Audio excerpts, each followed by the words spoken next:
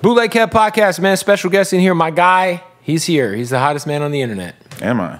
I mean, I'll take it. In more than one way. Adam22. Bootleg Kev, how you doing? I'm good, man. I can't complain, brother. It's so crazy. So yesterday, we're in my studio, and I was like, oh, yeah, Adam22's coming on tomorrow. I told my producer, and there was like this random white dude in the studio. And he was like, oh, that's the guy, right, who like let the dude his wife. And I was like, yeah. And he asked, he was like, wait, you don't know who Adam22 is like otherwise? He's like, no, who, like, what does he do? Yeah, it does feel like that. There's a lot of people who just found out about me from this, which is kind of crazy. It's good for your business. Yeah, I can't complain. How has the metrics changed in terms of like just like on a basic level, like let's say just your IG? On Instagram, since all this happened with Lena, your wife. I think I might have gained like 50,000 followers on Instagram and like 60 or 70 on Twitter. So just obviously that doesn't like matter that much, but it is kind of indicative of, oh, okay, there's a lot of new eyeballs on me. I'm curious too, because like I've seen, obviously I think I just saw something on TikTok, Lena, on why you guys chose Jason Love. Okay. How long was you guys get married? Yeah. Beautiful wedding. Was it in Italy? Yeah. It looked crazy. Thank you. And then you guys appeared to have gone on the most elaborate honeymoon / family vacation ever. That is the most baller shit that we've ever done in our lives. It was like a month, right? It was so much money, the nicest hotels ever. I was like just surrounded by real deal rich people. And how much did you drop in the month? Oh, probably 6 figures. 6 figures on the honeymoon. Yeah. Damn. Well, it looked like it for sure. It was crazy. And then you guys come back, and it feels like this kind of happens, not necessarily right away, but it feels like it almost happens rather quickly. We had been talking about it basically since the beginning of the year. Around January, we did like a TikTok with Jason Love while we were at the AVN convention. I remember seeing that, yeah. And it went crazy, just us joking around about the idea of her sleeping with another guy. So we already kind of had the idea in our head, and we had an idea of like, oh, this is going to be viral, like really viral. Like this might be just the thing we need to sort of switch things up and get people really, really excited about it. But we definitely didn't know to what extent it was going to explode, because she had a dollar amount in her head that she told me at one point, and she has to date made like $50 times that. The dollar amount meaning how much money she thinks she would make if she were to do that clip. And yes. Okay. And then it's like that times 50. Whoa. Yeah, like it was so much bigger than we ever would have dreamed. Well, this is what I was going to say, because like I would say this, dude, like it feels like you guys really planned this out in such a meticulous way, and I feel like you've done such a great job of like mastering the virality of this moment. I feel like I get being a public persona a lot more than I ever did before, and I feel like I get going viral a lot more. I feel a lot. It's ironic. I feel like this gigantic man putting in my bitch really kind of like helped me to like rediscover my voice, because I feel like so much less scared or intimidated or worried about what I say on camera or whatever. Like after the insanity of all this, it just feels like, oh, like you can say whatever you want at this point. Yeah, like, oh, Soulja Boy said something about me on live. All right, I'm gonna go off on Soulja Boy. Like, oh, Cowboy said some lame shit about me on podcast. I'm gonna go off on Cowboy. Like, I'm just not worried. And it's like, even just like my Instagram comments, I was always kind of combing that shit and just like restricting people who would say rude shit or whatever. And at a certain point during all this, it just became like, okay, what's the point of even looking at this? Who cares? Yeah, I used to like wake up and search my name on Twitter. Yeah, I've done that. Yeah, that is not happening anymore. Yeah, you can't do it anymore. It's over now. It's over. Yeah, it's pretty. Yeah, it's crazy. Well, I was gonna say, like, when you guys sat down and said, "Okay, we're gonna do this," did you map out the promo? Did you map out, okay, we're gonna do this, this, and this leading up to it, and then afterwards we're gonna do this, this, and this? Like, how much of like some of the content we saw was like absolutely planned? Because a lot of it felt like I was like, oh, you're really turning up and like leaning into a lot of this. Most of it wasn't like planned like in advance. It was mostly just me and her kind of just talking about it and rolling with the punches and just seeing what happened. And like, like I had, okay, it was like, there was one day where Jason Love did an interview a couple weeks ago and basically was like kind of talking spicy, being a little bit disrespectful. This was not planned. This was just him kind of not knowing how to act or not knowing how to deal with the spotlight, you know? And I'm not going to lie, like when I first seen it,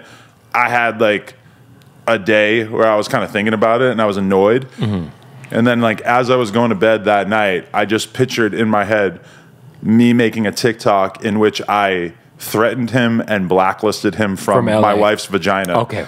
And I was just laying in bed by myself, just laughing so hard, thinking about the idea of me making this TikTok. And then I woke up the next morning and I made the TikTok and it got like 5 million views. And I don't know, it's kind of been that over and over and over where it's like, oh, like you have no reason to like get emotionally involved in this or whatever. You can just fuck with people and troll people. And the end result is that people don't really know what was real and what wasn't real because there was like little parts of it that nobody suspected, but were totally. There was a lot of trolling, like a lot of like, you know, like you said, like that video you're talking about, like when you're like, you're banned from LA. How about like you're banned from my wife's vagina? Yeah, it was just like, okay, all right, well, but like you said, it worked, and like I also want to like because obviously, has there been any real world complications? Because I don't believe, anything we see on the internet, I don't really look too much into because you've kind of mastered the internet, right? Right. Has there been any like real world complications in terms of the attention? Like, has it made it harder for Lena to do certain stuff? How does her family feel about everything? Like, our families are really cool about it in the sense that our families have never mentioned the porn thing to either of us. Ever? Ever. Wait. Never? Never. Like your whole time being together, it's never gotten brought up. I'll hear about some shit here and there. Like I'll hear about, oh, my mom said something to my sister about it and like asked her a question about like, oh, why is Adam on the cover of this, website? Or like, why did the New York Post post about Adam buying a Lamborghini, which is not real. A lot of even my close friends thought that they were like, a few people have come over to my house and been like, where do you keep the Lamborghini? I'm like, oh yeah, that video. Well, I wasn't going to say that because you had hit me and you were like, hey man, you got some prop money? Oh, yeah. Because I was going to give her like 100 grand or 200 grand at the same time, but I couldn't find any prop money. Yeah. But yeah, no, our families just don't mention it. They're just kind of too polite. It's kind of like the elephant in the room a little. Like when you go over to the Armenian get-togethers, it doesn't get brought up at all. No. Wow. Which is crazy, right? Like they just are too polite, which thank God, because I don't want to fucking talk about that shit with them. And that's awkward. I'm just going to one-word answer the fuck out of them if they did try to bring it up to me or whatever. I'm just going to laugh and roll with it, but yeah. So there really hasn't been anything too obviously you guys, you've always been kind of famous like in the last 7 years, 8 years, right? It's been, what, 2015, 16 is when you really started? Yeah, I started No Jumper in 2015, and even before that I had like 10 years of being this very prominent BMX personality, which kind of like allowed me to get used to. But it's safe to say like 6 straight years you've been kind of like a thing on the, where like my kid knows who you are, I'll take it. But I would say now it's different, right? Definitely feels like we hit like a different level of that. And even today we announced that we're doing this thing that's like a YouTube/OnlyFans live stream where basically we're going to do a big 10-person podcast with a bunch of porn stars. And then in the other room, we have an OnlyFans live stream going at the same time. So it's basically going to be like an orgy with a big group of people. And they're just swapping kind of going back and forth, in and out. And like the comments, it just feels like there's so much more attention on everything that we do porn-wise now, but at the same time, we also just have this massive wave of hate with everything we do too. But like on Twitter or TikTok, getting comments and getting hate is like one of the biggest things that makes your shit viral, get promoted. So like I have random kendama clips on my TikTok now that have like 3 million views just because like a couple thousand people stopped in to say like, haha, you're a cuck, or you're a piece of shit, or you're a terrible parent or whatever. And I'm like, okay, well, if all I have to deal with is this, and you guys are going to make everything I do go viral, okay. There are certain things that are like, can you explain to me some of the unwritten rules or code of the porn game? Because you had shared some information that we won't talk about off camera the last time I saw you. Some details about your video, or Lena's video rather, with Jason Love that we won't talk about. But there is a code, right? Like, and I think you said that Jason Love maybe broke the code a little. I mean, nobody has ever explicitly told me that there's a code, but I definitely feel like there's an expectation that you keep it a little bit gangster in terms of the whole porn thing, because if you're on set, you're going to see a lot of weird shit. You know, you're going to see dudes having to jerk their dick off for 45 minutes to get hard. You're going to see guys having to pop Viagra to get hard. You're going to see, you know, girls who they're on their periods, so they have to go and like shove some fucking sponge thing in there and to clean out whatever kind of stuff might be in there. There's all kinds of shit. And like, I realized this because the one time I did an anal threesome with Riley Reid and my girl back in the day in our backyard, which is kind of hard to imagine now. We probably wouldn't do that these days since we have like a family and everything. But, you know, there was some leakage, some shit flying, you know. It's happened. And, you know, I had a turd on my knee at one point and stuff. And then I went on the podcast that week and I just talked about it. And my girl had to tell me, like, yo, like, I don't think girls are going to necessarily want to do anal threesomes with us if you're just going to be airing out the grossest things that happened. And I was like, that is a really good point. And so anything like messy that happens on set, I feel like it's kind of our responsibility to not talk about it. If a dude can't get hard, it's like, we're not going to clown him. We're just going to kind of ignore it. To me, also probably within the porn guy's code should be like, you don't, like, you know, especially if a fucking well-known dude like me is going to let you fuck their wife on camera for porn content, you should probably not be critical of him in any way. Or you should probably be respectful. Yeah, you know, don't do this weird, like, dick comparison thing or whatever, even though, obviously, yeah, you have a huge hog, but it's like, you just don't need to say that. And I feel like now, if we shoot with any more guys, that will be very much a conversation. It's like, okay, this is the way that we can talk about this, and this is the way we can, and we need this, you know, to stay on the same page in terms of all this. But I feel like he got a lot of hate for maybe not beating it up right, and that I guess he probably had never dealt with that before, so he was probably trying to compensate for that by clarifying. And like on your end, you're probably like, thank you. I mean, thanks for not like, yeah, because you've right? seen like some of these fucking scenes this guy's in. He's fucking, you know. And I thought about that after, like, oh wow, like I kind of got off easy there because, you know, I didn't really think about what kind of sex they were going to be having beforehand, and the scene that they did was very much like very, you know, an easy entry point for me in the sense that it was not some Brian Gosling hot shot hookups or whatever the fuck that is. It's just like the most aggressive type of porn, obviously. So yeah, I mean, I guess he did kind of do me a favor in that regard. Shout out to is he going to come on the podcast? I don't know. I don't know what the fuck he's doing. I heard he like flew to Toronto to do Six Buzz. So who knows what they're going to ask him? Probably this probably raised his profile to like a. I mean, he was already a pretty popular guy, I'm sure. Yeah, but the weird thing in porn is like you could be really popular in porn and then you're still kind of like a regular person to most people, right? Especially if you're a dude. Yeah, oh, especially if you're a dude. And even like, you know, sometimes I think about that. Like, I can't get a Lil Baby interview. I can't get a Cardi interview or a Uzi Vert interview. But it's no problem for me to get a Savannah Bond piece of content or Angela White or all these, like, super huge girls are much more approachable and, like, you know, humble than the top rappers, you know? What is the, like, expectation now moving forward? Are you guys going to make her doing the dude scene a regular thing? We're definitely going to do more of it, but I would say like the frequency is probably the thing that's kind of up for debate that we're still kind of figuring out. And like, you know, there's some stuff that I really don't mind at all. Like I probably would have been real nervous about it before, but like me fucking her with another guy, I don't really like feel any type of way about that anymore. Like that's no problem. Like I'll definitely do that. Would you do the DP? Yeah, I feel like that's on the bucket list.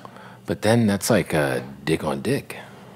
Yeah. And, you know, it's like, I'm not going to fuck a dude, Kev. I don't want you to fuck a dude. But if you're going to do the DP, there's no way that your guys' dicks don't touch or balls slap or just, you're crossing swords. You're rubbing swords. I got to do it one time before I die. Okay. And you got to do it. I mean, obviously you're married, so it's got to be with your wife. My leg bumps another dude's leg. It's like, whatever. We all been in the gym locker room before or whatever. But also, like, I don't know, like, it's got to be a homie, I think. It's got to be somebody I'm, like, real cool with. Would you ever do anything with a trans porn star? Nah. Even if it was, like, fucking your wife with a trans porn star? I don't feel like I want to turn our sex life into a culture war thing, you know? Probably just... I'm not trying to like prove my wokeness or anything. And I fuck with a lot of trans women and stuff. Like, have had a lot of them on the podcast. I had Emma Rose on the podcast. I think I saw a little bit of the. You guys did like a panel, right? It was like yeah. And I got to meet a lot of really cool trans people in that situation and everything. But my whole thing is like, I'm not really trying to do anything on camera for money that I wouldn't want to do in my private life as well. Right. Yeah, so like I don't, you know, and even like I'll like I'm not personally really like mega attracted to a BBW that's like 400 pounds. Right. Would I maybe do it on camera? Like maybe, yeah. Like that doesn't seem so bad. Would you pop a Blue Chew? I might have to pop something. I don't know. Yeah. Might pop an energy drink. Might pop a C4. Let's not give them any free fucking publicity here, all right? That's why I have their logo turned away from them. This guy's over here got the Celsius on the floor. Man. We're over here drinking fucking energy drinks like a couple of real white guys. Like a couple of real Arizona and New Hampshire white boys, right? Oh, shit. Now, you know, the one thing I would say is like, I have, for whatever reason, I think people think we're like a lot, like we're cool. Like I think me and you are cool. I think we're friends, you know, like, yeah. But I have so many people in my life that came to me like I'm like your representative. And they're like, yo, son, what's up with your boy? And I'm like, at the end of the day, this guy is a professional porn star who's fucked however many hundreds of women since he's been in his relationship. Mm-hmm. To me, it's not that big of a deal, right? That she gets one. Yeah, I mean, it is weird because it's like, yeah, I have fucked all these chicks with her, and nobody really like ever made a big deal about it, like, you know. And then, it's a double standard thing, and it's also kind of because we're in hip hop culture, and I think that's where it kind of like. People are like, yo, like, bruh, like, you know. Yeah, and I expected, like, hip-hop to have strong opinions about it, but I didn't really expect there to be, like, 20 Barstool articles and, you know, to have, like... Andrew Tate. Logan Paul, all these people, like, discussing it in depth on their podcast and shit. You know, I didn't expect to have everyone in the whole world having conversations about it, which that surprised me. There was, I want to say... I saw an old interview clip. It might have been when you were on Flagrant, where you had pretty much. I could be. No, you're right. Yeah, I shut the door on it. You pretty much shut the door hard on. Like, what changed? Which is weird because maybe a year before that, I remember I went on Academics' podcast, and he asked if I would ever do a threesome with another dude and my girl, and I basically like left the door open for it and was just kind of like, you know, yeah, I would be open to it. Like, I would be interested in it. I didn't say that I was going to do it, but I said I'd be open to the idea. And I remember even at that time, just me suggesting that I would maybe be down for it was so viral and such a big thing. And Academics freaked out and could not believe that I was acknowledging it. And even on Vlad, there was a clip I saw, like, because I talk on interviews so much that I forget what I say. But on Vlad, I said the same thing. I said, like, I would consider it, you know? And so, yeah, like the clip that went viral, though, was me saying that I definitely wouldn't do it, which is pretty funny. But, yeah, I mean, what changed is basically just me getting a little bit more open-minded as time went by. And, like, you know, me and her had talked about, like, swinging off camera and, like, hooking up with, like, a different couple together or something like that. Take a Friday night, go out on the town, get a hotel room, something like that maybe. But then we were like, well, if we're ever going to do that, like, we probably should film it. And if we're going to... We should make some money on it. Yeah, you should probably, like, make your first scene with another guy, like a big blowout thing. Pause. The swinging world is crazy. My cousin and his ex-wife were swingers when I was growing up. Okay. And I'd be at his house, and the shit would just be going down, bruh. I'd be like 14, 15 with all my homies from school, and we'd be watching his wife fucking chomp down on another chick. You'd be watching it? Oh, yeah. 14? My cousin literally would be like, hey, you guys go outside and just, I'll leave the window cracked. Wow. Shout out to James. That's crazy. I feel like you have a duty if you're living that lifestyle to not have 14-year-olds around. Observing. Well, it was yeah. My cousin James was like, I think he was like 21 at the time. So it was we were like more friends than like he was like my OG. But they'd go to these like retreats and they would go to these resorts and like it's like a thing, bro. Like, I mean, Kazumi sent me a link to a book about polyamorous relationships because I've never read about it or researched it or even really thought about it. Because me and my girl are not poly in that sense. Like, we just do porn with other people. We've never... You do it for content. Yeah, and even like, you know, we haven't hooked up with another girl off camera in probably like 3-4 years at this point.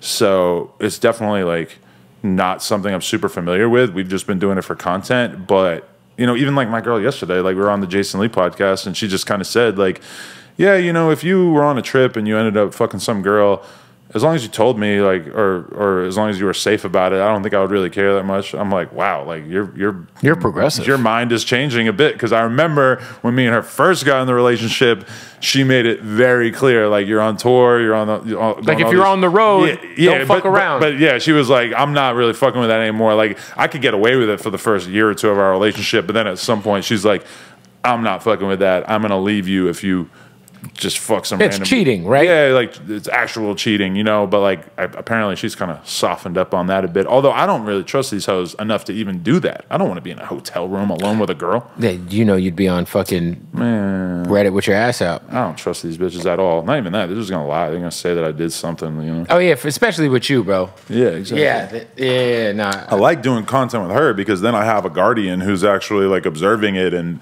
nobody's able to ever, and that's why even if I was going to shoot porn with just me and another girl, I would definitely have like a real filmer, so at least I could have a witness. Yeah. You mentioned earlier that like there was a certain point in time where you said Uzi, Cardi, you're not getting these interviews. I remember that really nobody is, but well, you're right? Yeah. That's a fair point. Like Big Boy will probably get Cardi B. I meant Playboy Cardi, but yeah. Oh, Cardi. Well, yeah. You never did Playboy Cardi ever?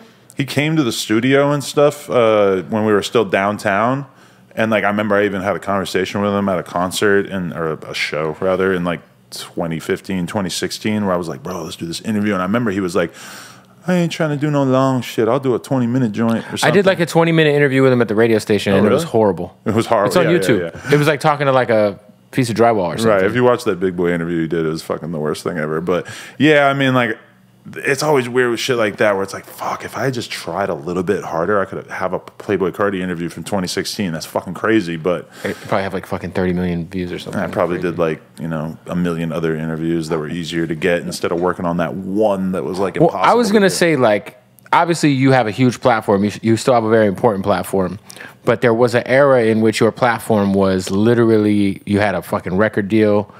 Your platform was like a career maker for up-and-coming artists. Because in like 2016, there were so few options for an artist. Like the perfect example of it is 6ix9ine. Like I met 6ix9ine in 2017 or some shit, and then he proceeded to harass the fuck out of me for like 6 months or 8 months or some shit, trying to get an interview. And then finally he did the song with Trippy, which I felt was like, oh, okay, he's actually becoming a real thing. So I did the interview with him. But that was his first like song that really like actually did anything. Yeah, I remember. Song. Yeah. And but I remember I showed that to t-rell and he wasn't feeling it at the time.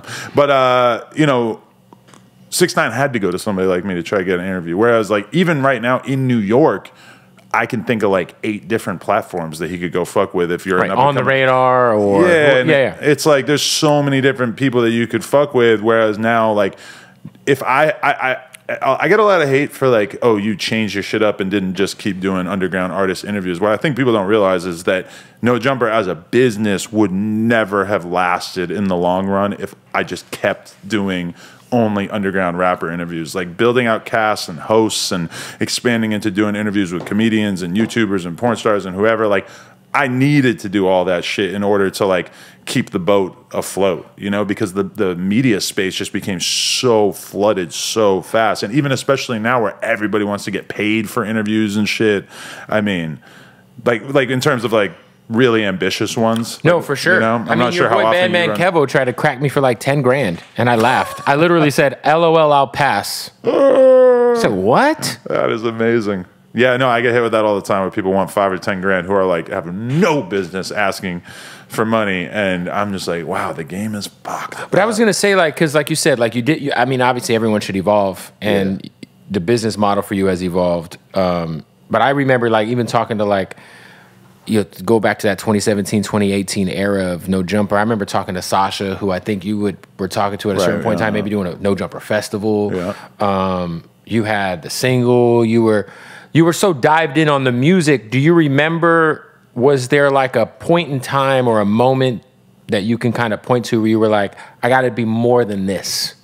if this is gonna really last? I guess I've just always been like doing everything I could possibly do to try to keep the brand going and keep the brand afloat and keep content going, and just figuring out how I could make content on a regular basis that would do well with the audience and stuff. And so, yeah, I mean, definitely me getting canceled in 2018 was probably the biggest factor in terms of like, oh, now you have some percentage of artists that are not going to want to fuck with you because they're on some woke shit. Because they have this perception of whatever happened. Because that's when you lost your deal with Atlantic, right? Exactly. And even like, you know, it might not be them, but like, oh, they got a manager, and this manager is trying to scare them out of working with us because of the fact that I've got my own bullshit or whatever. So I think that was definitely one moment where it became like, oh, you're going to have to really figure this shit out, because maybe your initial game plan is like a little simple. It's not going to work out necessarily if you just stay focused on just talking to these underground rappers, you know? And I always was ambitious in the sense of just wanting to talk to everybody. And sometimes I do go back in time and think like, well, what if I had just interviewed the cool up-and-coming rappers and I had just kept my shit super selective? I think the brand, in terms of its coolness, might have persevered. Like it would have seemed cooler, like more of an honor, more exclusive. But at the same time, like I just felt like all of these competitors springing up all around us, and it was like, I just am not going to be able to just do this underground rapper thing forever, because even back in 2018, I could feel that it was slowing down pretty dramatically in the sense of like 2015, 2016, 2017, there was a new underground rapper every fucking day. It was also like an era of SoundCloud and underground music that was like not being represented, I guess. Yeah. As to where, and like the IG blogs hadn't really taken all the way over. Yeah. Yeah, I mean, now it's just, there's just so much shit that it's tough to stand out. And like a lot of the best content that I do now is just bringing interesting personalities together, whether it's like the consistent personalities on the channel, or, you know, like yesterday I had Destiny, the Twitch streamer with dude, and Whack 100. Like, who would have thought them two would ever sit down? So I was saying, like, I was so happy. I was just geeked up off that. Just like, I cannot believe that I just brought these two motherfuckers together. And, you know, I'm always just kind of trying to think of stuff that'll be interesting for people like that, because you just don't have a new Trippie Redd or a new Lil Uzi or a new X to talk to every week. You might get a couple of those a year, but it just doesn't, you know, they just don't happen that often. Yeah, it's crazy, because if you think of like I think of somebody like your early relationships with guys like X, with Juice WRLD, you know, when Juice WRLD was alive, obviously. Legend. Has there been any of those relationships that you carried into 2022 or 2023 where you're like, maybe this person switched up a little? Like, I can't get this person on my platform even though I was there with them at the studio or going to their, you know. I mean, all the time, yeah. Like, I hear Vlad talk about that all the time, how he was the first person to Amigos interview. Yeah, but I feel like it's different, though. I feel like it's different, though, because I feel like you actually, like, were with these guys. Like, I remember seeing your vlogs, or you'd be at shows. Like, you actually were, like, hanging out, doing drugs with guys and but shit. Like, all the dudes early on that I had these strong relationships with are dead pretty much. I was going to say, most of them passed away. Yeah, and even by the time you get to, like, 2018 or 2019, I think of, like, oh, I did a Jack Harlow interview when he wasn't really on. And that, I assume, has a lot of views, and it's like pretty sick that I got a Jack Harlow interview early on. But it's also like I hung out with Jack Harlow for 5 minutes before we did the interview, and then we did the interview, and then I hung out with him for 5 minutes afterwards, and then I never saw him again after that. Right. I don't build these crazy strong friendships with the artists in the way that I used to, which sometimes I look at people like you, who I feel like you do really good with the relationship side of things, because you're in the clubs and you're booking these dudes, and and with the radio, shit is a really good way to like maintain these relationships and stuff. And a lot of the people that I look at that I kind of have regrets, it's like, you know, how did I get a Suicide Boys interview with millions and millions of views, and then I never went out of my way to hang out with them ever again after that, even though I got this crazy piece of content super early in their career. And it's really because I was just focused on the next thing. And like, you know, sometimes I regret that I didn't do more to like nurture relationships, but also it just feels like there's so many potential relationships because of the fact that I just interview so many fucking people and I'm so busy that, you know, that's one thing I miss about the store, is that I would just have a lot more like casual interactions with people, and it was just kind of happening all around me. Whereas now it's like I really kind of rely on my publicist or DMing people to get content going. Yeah, because you're also not like going out like you used to. At all. I haven't been out. Like I used to see you and your girl at shit all the time. Concerts, fucking festivals, whatever. I'd be like, oh, what's up, guys? Like Saturday, I have a premiere for my BMX brand. We have a BMX DVD coming out, and I know I'm gonna have to be out of the house until like at least 11. And I'm trying to like steel myself in preparation for that, because being out of the house until 11 just sounds kind of fucking crazy to me at this point in my life. But then at the same time, I'm talking to Jason Lee yesterday, and I'm realizing this motherfucker has great relationships because he's still in the club, and he's still out here. He's into his 40s, but he's still like finessing those relationships on a nightly basis, which is something that I have completely neglected, and I should really probably do more of it. I've just come to the point in my life where any relationships I already have, I try to water them, like plants, and I'm not interested in going out anymore. So if I don't, if unless it's somebody who I really fuck with, or like someone who like I'm a fan of, like I don't care if it's an album release party. I don't care. I'm tired. 2016. Like there was an album release party last night that I would have went to if I'd have known, but I got hit up last minute. Like Bia's a homegirl. Like she's cool. Right. I fuck with Bia, but I was already at the crib. Yeah. My wife just cooked. I'm like, I already planned a bike ride.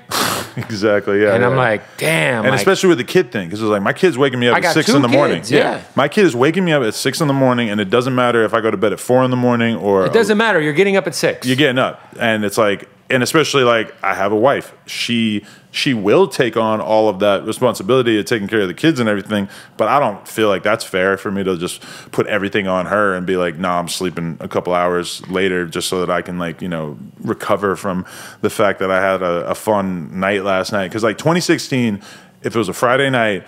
This was the era of like underground warehouse shows in LA and stuff, and there would be like some random fucking Soulja Boy show in a warehouse in like the Ham on Everything era, and I would go and I would see people I knew, and I would stand around and smoke weed and drink and probably snort coke and do whatever and just meet people and just like do this little like friend collecting thing that you're doing at a certain point in your life of just meeting. I used to see you everywhere. And I respect that, and there's a certain point in your career where you have to do that, but also, like, as soon as I had a kid, it was just like, what the fuck am I doing?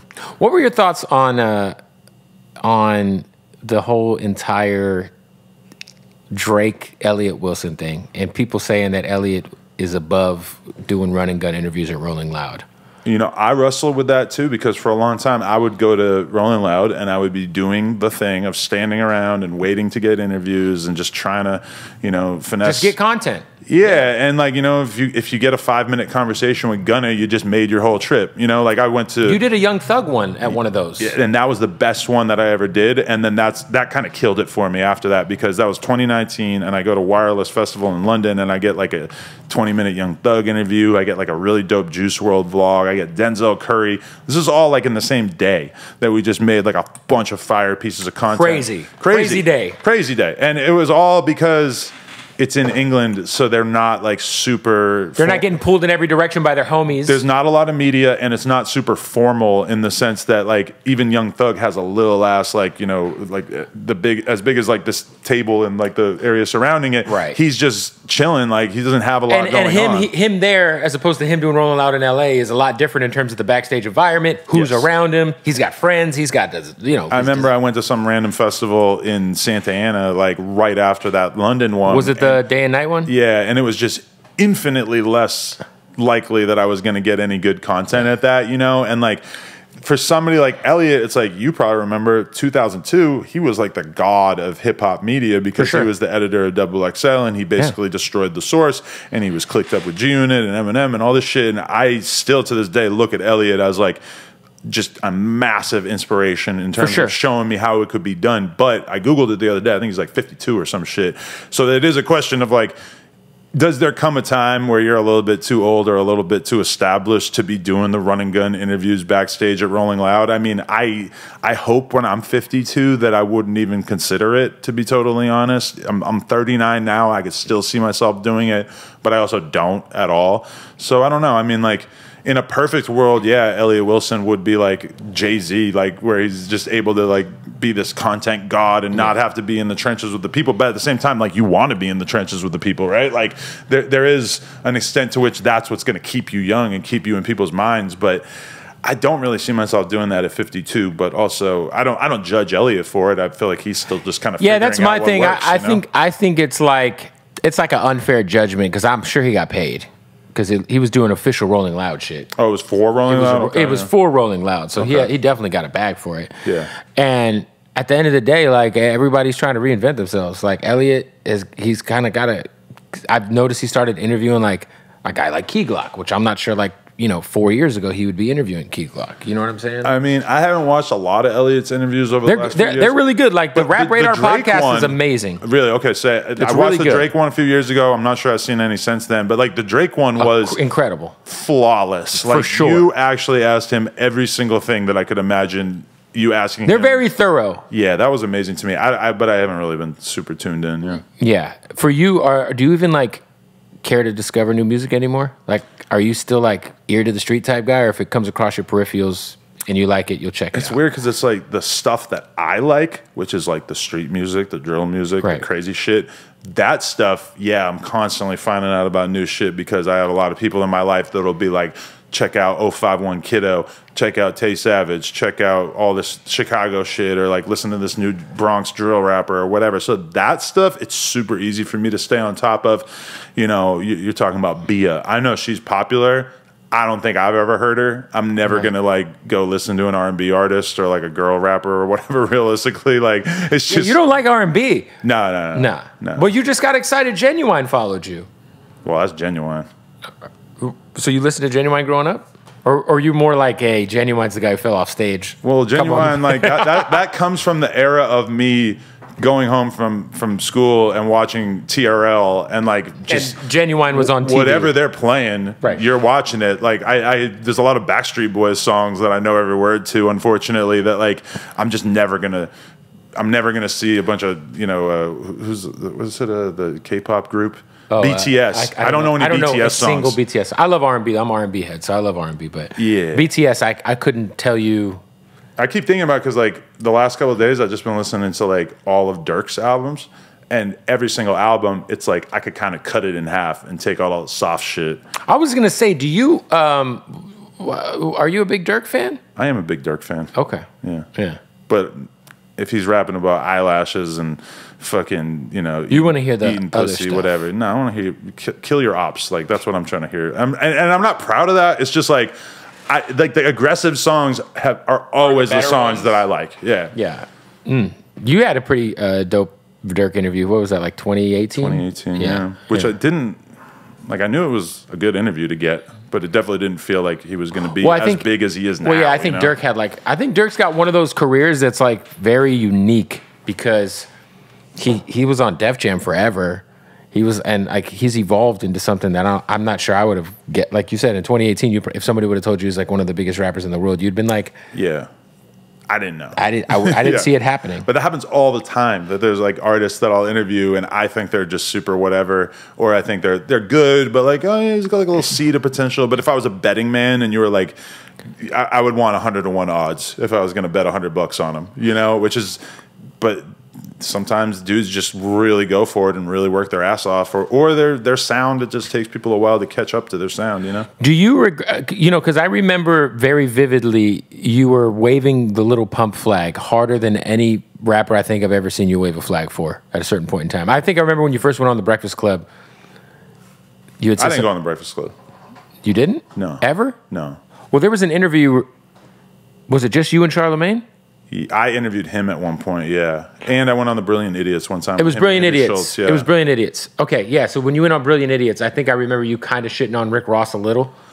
I think they asked me what I thought of the new Rick Ross album. And you were like, I don't fucking care. I'm listening to Lil Pump or some shit. Yeah, I mean, that's just real. Like, there's just artists who I like, and then at a certain point, once they're on like album number 8, I'm just not. Well, I was going to say, there was like, you were kind of like partially the face of like that SoundCloud era, and you were also very anti a lot of the other shit. I think I got a lot of a lot of that reputation for being like anti-traditional hip-hop just because of the fact that I was like the adult in the room when Lil Pump and Smoke Purp were chanting fuck J. Cole, even though I don't think I ever said fuck J. Cole, like I was not invested in it like that, and I've always been able to appreciate, you know, more traditional hip hop and everything. But yeah, I mean, that was just, I was around the SoundCloud wave. Like before them, I was around all these like Sesh Hollow Waterboys dudes and like all the GBC shit. And then I met Lil Pump at a show in Florida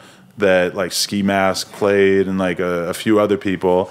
And yeah, we just hit it off on some cool shit. We went on that tour together, and then I went to a few of his shows after that and stuff. But yeah, I mean, sometimes when I think back on that, I'm like, you were a grown ass man, just really hanging out with like a 16-year-old. I was gonna say you in like fast forward, you have gotten a lot of recent criticism for maybe that tour and like maybe some of the stuff that went down on the tour with Pump. Do you regret any of that tour? Or do you think any of that criticism is fair? I mean, we were just hanging out doing Xans and like, I mean, yeah, there's a lot of stuff. Listen, in retrospect, a grown man doing Xans with a child is kind of crazy. Yeah, but that was just like my little homie at the time. Like I didn't, I never thought of it like that because I've been a BMX dude my whole life, and I've been getting smoking weed and drinking and hanging out at the skate park and all this shit, and I never had any like level of scrutiny of what I was doing, so it never really occurred to me. And it's not like I was like getting drugs for them. It's like no. Like they had drugs, and like sometimes Pump or Smoke Perp would like hand me a Xanax and or pour me some lean, and I'm like, okay, sure, yeah, you know. What would be your thoughts on why you think those two guys did not live up to their potential and I guess quote unquote fell off? Because I mean, it looked like Smoke Perp was with Travis and Pump was the biggest guy on the fucking planet, you know. I mean, for a cup of coffee. Part of me, I got no ill will towards either of them. I still think that they both potentially, have it in them, but I feel like everyone's one hit away. That's what I'm saying. Like, and at a certain point, the Lil Pump thing was just so big that it's like the people couldn't help but turn against him at a certain point. Once, like, they loved the meme, they loved the idea of him, they loved the hilarity of Pump, and then at a certain point, they just turned away from him because maybe the music didn't evolve or keep changing or whatever, and I don't know. I mean, you see it happen with people all the time. Like it happened to the Baby. They're doing it to Lil Baby right now. But guess what? The Baby caught a record and he's kind of back a little. I don't doubt for a minute that the Baby's got a record called Shake Something right now. Yeah, because he's a smart older guy who really like has studied the music game for a long time, and that's why I don't count Lil Pump or Perp out, because I feel like all they need to do is just like come up with a sound,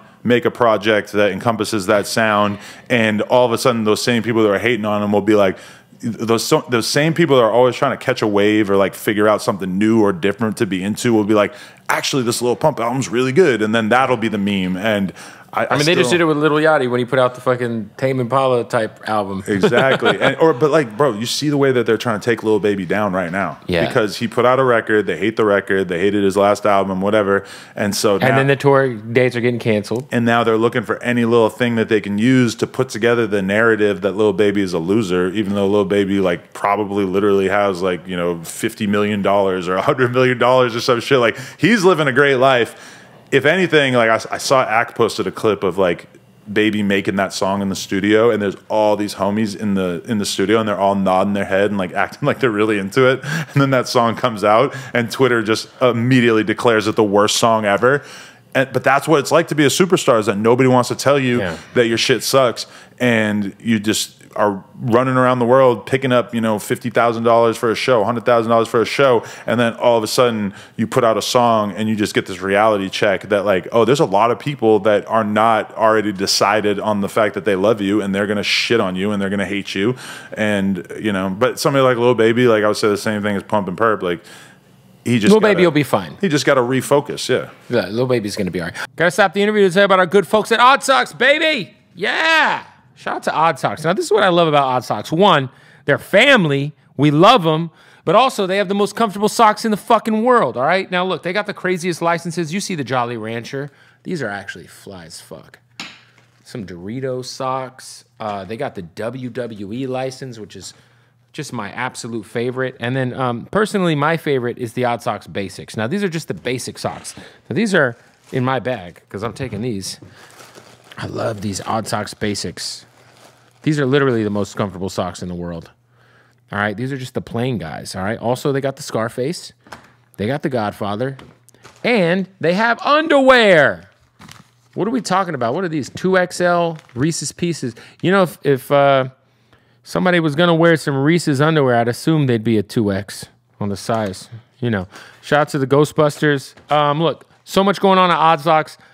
What you got to do is go to oddsocksofficial.com, use that promo code BOOTLEG, and you will save 20% off at checkout, all right? It don't matter what you're into. They got all the licenses, Coca-Cola. You could be a Pepsi guy instead. They got both. You know what I'm saying? You're into maybe some anime. They got all the anime licenses. They got Naruto. They also got, they just rolled out the new Power Rangers, Transformers, all that. Oddsocksofficial.com. Use the promo code BOOTLEG. Save 20% off right now. Oh, my goodness. Let me tell you something. The best part about my bookie is not only is it the best sports book, period. I mean, look, we're in the middle of baseball season, and baseball season is big money season. If you are a gambler, you know baseball is where you get the shmoney, all right? Not only that, but they got the full-fledged casino going on, all right? I'm telling you, last night I'm on my bookie. I'm playing roulette with a lady. I'm looking at the lady. She's on video. She's rolling the wheel. It's a movie, all right? They got blackjack. They got whatever you're into. Blackjack, craps, man, all kinds of slots. Some of these slot games are so fun, all right? Listen, everything you want, all on one site, mybookie.ag. This is the best part. When you sign up with our promo code BOOTLEG, not only do you help us out, but you help yourself out because you're going to get that first deposit bonus. Money to gamble with immediately, free, once you sign up, mybookie.ag. Use the promo code BOOTLEG. Get the first deposit bonus right now. Let's get back into the interview. I was going to say, you had a couple of, you having your store back in the day resulted in some cool shit. One, obviously, I think the last hurrah was kind of... the gun in my face. Well, I was going to say when X passed away and you guys pretty much shut. That was crazy. But then the thing that actually made us like basically leave the block was when I got the gun in my face. That seemed like that kind of like killed the vibe. And, you know, all of a sudden I didn't want to be there the same way. I needed security around me whenever I was there. Everybody's got guns. Everybody's just like on a very different level because we were hanging out all the fucking time with no guns around for years there. And then all of a sudden one kid pulls up acting crazy and that just kind of really changed the flavor of the block. I was going to say, though, like you had a dope interaction with J. Cole where he just fell through randomly. And Shout out Sasha, who you just named. He's the one who basically lined that up. Shout out to Sasha. Good guy. And then I think about MGK came and bought a bike at your store. Did he? Yeah. That's something that him and I talked about because he was like, you know, I bought a bike from that store. Really? And he said that's why he doesn't understand why, because I guess you were shitting on him. You guys have this like, you guys had like a little I'm gonna be real with you. Spat. I never knew why he had an issue with me aside from like the only things I could think of. You probably said something that I mean, he's a sensitive guy. Yeah, I mean, I'm sure you said something about him. Yeah, I mean, I don't like his rap. Like all his rap records back in the day. I remember like he put a record out and I listened to it and I said it was garbage. And I never knew he bought a bike from me though. So it's funny because him and I, because you know I'm real cool with Kels and we were talking and I was like, you know, Adam, like I can connect you with Adam. He's a good dude because you know I don't know if you remember I put you on the phone with Russ. Oh yeah, you did. And we had like a conversation that I always think about that because I had a conversation thinking that we were on air. We weren't. I know, but I was having the conversation like I was trying to film it. Yeah, but then I realized after, like, oh, that wasn't on air. Like, the only people who know about that conversation are me, Russ, and Kev. Whereas I was speaking as if I had the whole world listening to me. But damn, that's crazy that you had that conversation with MGK because I never got That's any what he told me. He was on. like, it's crazy because I actually went out of my way to make sure when I bought a bike, I bought it from his store just to kind of keep the money within like the culture type shit. I don't think anybody ever told me like at the store that happened. It's possible that I just No, he said he bought a bike. He's like, I bought a bike from his spot. I literally went out of my way to go buy the bike there. Somebody should have told me. Yeah, because I look at all that like, oh, why do I have problems with MGK? Like, why was he so mad at me? It's really just from me like saying I didn't like his music at a certain point or like making fun of him. And I mean, I really am not like a big fan of his music, but also like I'm sure me and him would get along all right. And like I remember somebody told me that he lives near me, and so I've had the thought multiple times when I'm doing cardio, just walking around the neighborhood, just thinking like, imagine I just saw MGK and we just had to fight in the front yard. Like that would be crazy. Because like if he came up to me on some crazy shit, I guess I'm just gonna fight him, even though that's not normally an option for. Right. I'm not normally gonna like. I think both of you guys are too rich for that to happen. I would think so as well, but I mean, you see him punch some guy at the fair the other day. I got nothing against him. Yeah, but I mean, I think that was more. I mean, his lady was nearby. You got to kind of hold your chick down. And but somebody said some crazy shit to her, and then he had his security right there. For me, if somebody said something crazy to my girl, I'm gonna be like, security, get him. like I'm paying you for a reason. But he's had security for so long that he's fuck it. He's a hothead, you know. Like I've seen like Kels ain't, you know, he's a good dude. But yeah, you guys, I'm sure one day we'll have a conversation, or you'll be jogging and he'll honk at you from a pink G-Wagon. I'm down. Or something like that. I would have a conversation with him. Yeah. I was gonna say the fuck Russ era. Obviously, all that kind of. Was that the only time you actually had an artist physically do harm to you, or is there anything we never heard about? Well, Russ didn't do any harm. It was his guy, right? Yeah, I was just like at the nail salon around the corner from my store at the time, and I remember it was some kind of like goth boy clique event or some shit. Like Jesus, that sounds like a terrible thing. So basically, you have like a shitload of zanned out goth kids hanging out at the store, right? And so I dip off at one point. I go around the corner to the nail salon. And I'm getting my nails done, and I thought, I'm gonna put my hood up and I'm gonna face away from the door so that nobody can tell it's me. Not a great idea. Didn't see these guys coming, and then I just hear at one point, Adam22, pow, get punched in the side of the head, and I like fall down for a second. Like I think he hit me like one more time, and then I jump up, and by the time I jump up, they're out. And you didn't even realize it was connected to Russ until later, right? I didn't realize it was connected to Russ until like a year later when Academics was on live stream with him, and Russ said something like, yeah, that fool Adam22 got touched too. But like, it was breaking up on the recording of the stream, but Ack knew what he said. So Ack told me, he goes, this is what Russ said, and immediately it clicks in my head like, oh my God, the Nigerians. Because Russ is always talking about his Nigerian homies and shit, and I'm like, oh my God, those guys were Nigerian. Like, I got beat up by a couple of Nigerians that Russ sent through. And so then all of a sudden it made sense, and I remember I sat on it and thought about it for a couple of days, and then one day I was like, you know what, I might as well just use this shit for some clout. So I just go on Twitter and start being like, hey, fuck Russ, yada, yada, yada. And hey, I feel like his campaign of beating up rappers that talk shit about him worked. Because nobody says it no more.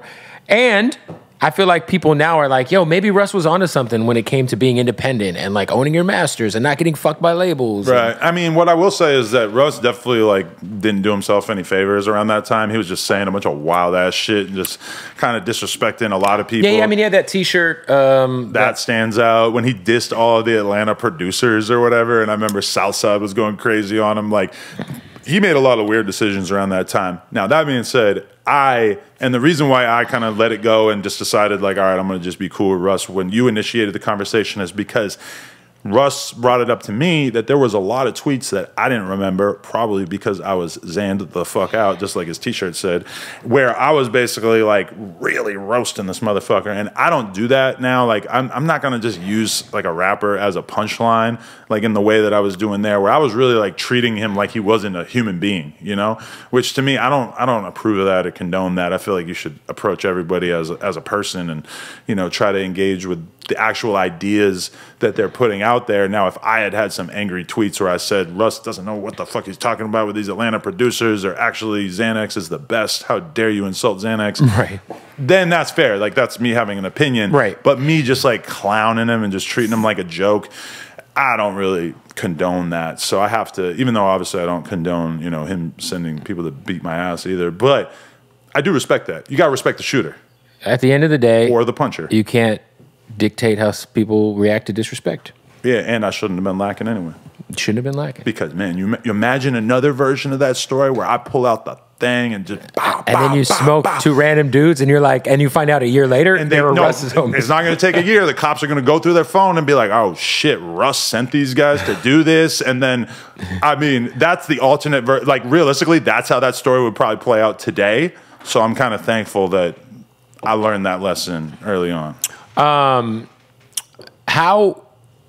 Look, I think you and I were texting early on when the whole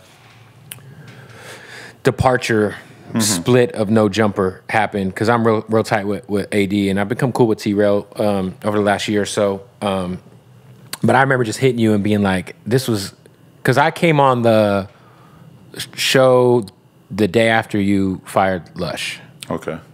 And I didn't really understand what I was walking into, I guess, to the fully, because I heard you say that on another show. That, Yeah. like you really didn't get what I was didn't going understand on. the whole gravity of what was happening, right? So like, yeah, it was shit.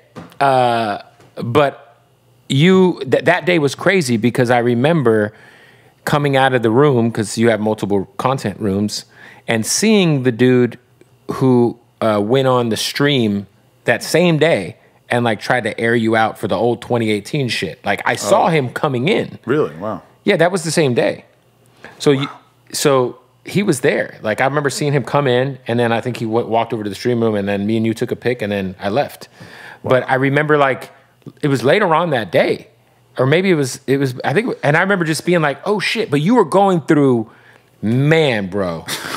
Yeah, it was wild. I mean, it's and I remember hitting you like, hey, bro, like stay strong, bro. But it is weird too because I feel like that would happen to me now, and I wouldn't give a fuck. Like, it's but just, I mean, and again, that wasn't very long ago, right? So like at the end of the day, like I've never really seen. I mean, everybody is like, yo, it's over for this guy. We're not going on a show. He's a clown. Fucking, he's a, fucking pedo, whatever the fuck. Like, it was like all this shit just getting thrown at the fucking house at the same time. Yeah. How was your mental being? And like, what was the low for you just in terms of dealing with that? I mean, at that time, it was rough because it was like, I just felt like, oh, I put years of hard work into like nurturing these guys as talent, and then they just kind of like turn their back on me as soon as it's convenient for them. So that was kind of tough to accept.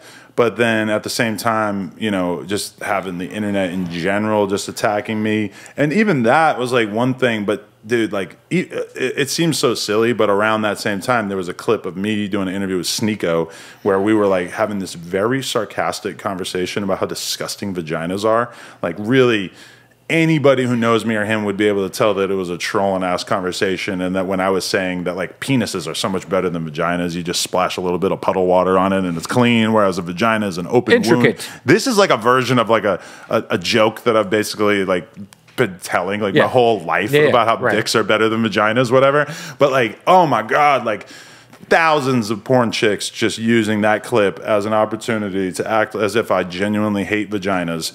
And, it's just like a lot of that shit all at the same time. It kind of just unloaded on me. And yeah, it was really, really hard for me at that time.